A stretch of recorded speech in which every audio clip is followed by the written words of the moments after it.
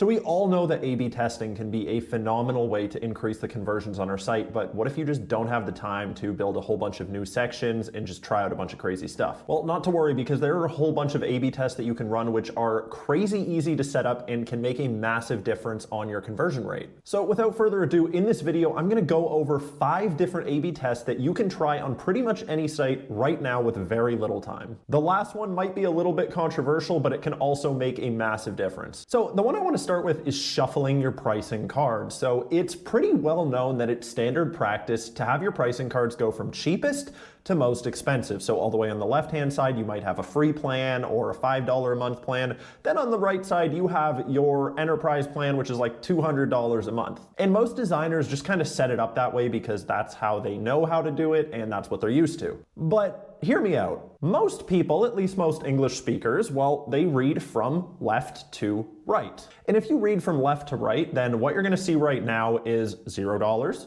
$5, and $100. Suddenly, $100 sounds super expensive. So the theory is that if you flip that around and you start it at $100, then you show $5, and then you show $0, instead of people thinking your big plan is expensive, it might lead the last thing in their minds to be that your free plan is a really great deal. So all you need to do is run an A/B test, create 2 separate sections, one going from cheapest to most expensive, and one going from most expensive to cheapest. Let that run, get a couple hundred visitors, and see if it makes any difference. I know that when I was running that test, it made a massive difference, and we did end up actually keeping it on the site. So what if you don't have a pricing table? What if you have a consultancy business or just an enterprise SaaS which doesn't list the pricing on the site? Well, you probably have a demo form on that site. And if you're looking at that demo form wondering why people aren't converting, well, I have a simple A/B test that you can try today, which is very likely to get you a lot more conversions. So right now you probably have first name, last name, email, phone number, reason for contacting us, any notes, a day, and just all sorts of different information.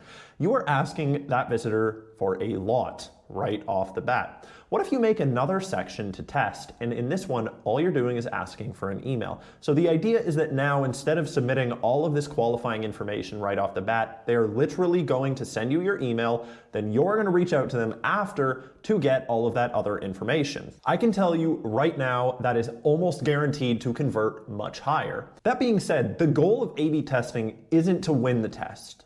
It's not to cheat the system.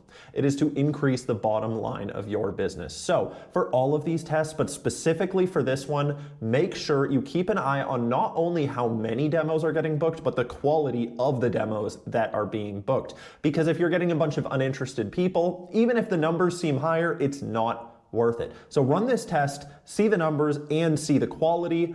Thank me later. So the next one we have is extremely easy, but it can make a huge difference, and that is your CTA button text. So let's say you have a SaaS right now, and let's say it has a 7-day free trial. Your button on your site, for example, this one right here on the Optibase site, it might say get started, which sounds great. There's nothing wrong with that. But the beauty of this test is how easy it is to test a whole bunch of different variants. Simply copy and paste your CTA button a bunch of times and make as many different variants as you can come up with.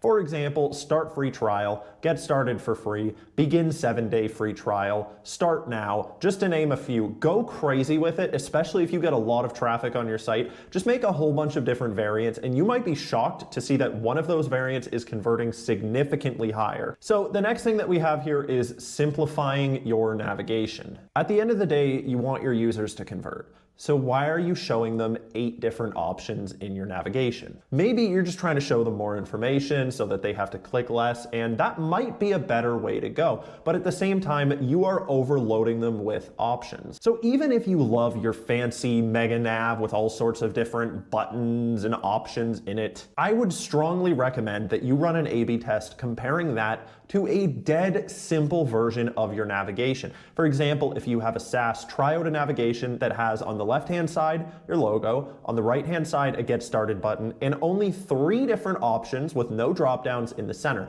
For example, how it works, showcase, and pricing, nothing else. Because your goal is to get users. not to have a pretty nav bar. And now we have the final one that might be controversial, and I know that when I'm browsing a website and I see one of these, it does kind of annoy me sometimes, but I've also tested this on websites and it has absolutely demolished the conversion rate standard. And what I mean by that is an exit intent pop-up. Is it annoying? Yes. Does it work?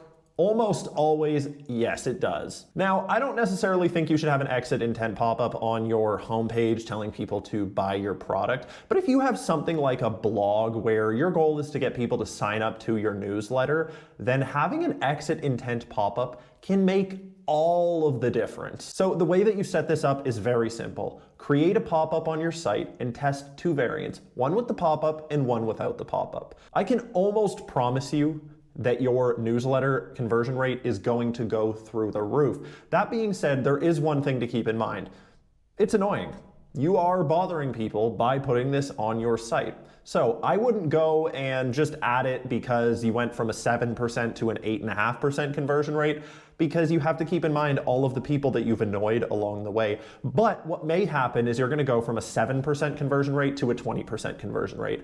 And at that point, I think it's just worth it to annoy a few people along the way. So I hope now this has given you some great ideas that you can get started with to begin boosting your conversion rate on your site right now. And if you don't know how to set up an A/B test, simply go to our channel. We have a whole bunch of tutorials on how you can do it with Optibase, which is the easiest and fastest way to set up A/B tests on your Webflow site, your WordPress site, and basically anything that allows data attributes. So that's all for this video. I'll see you in the next one. I hope that conversion rate goes up, and have a wonderful day.